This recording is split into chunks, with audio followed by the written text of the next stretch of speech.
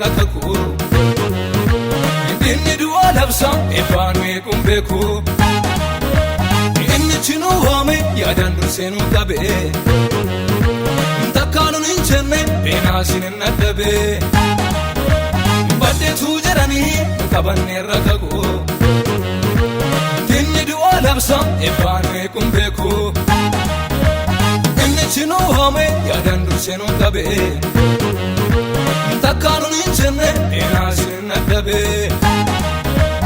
Jalatira, nu jalate waaqayyo Jalatira, nu jalate waaqayyo Jalatira, nu jalate waaqayyo Jalatira, nu jalate waaqayyo Jalatira, nu jalate waaqayyo Jalatira, nu jalate waaqayyo Jalatira, nu jalate waaqayyo Jalatira, nu jalate waaqayyo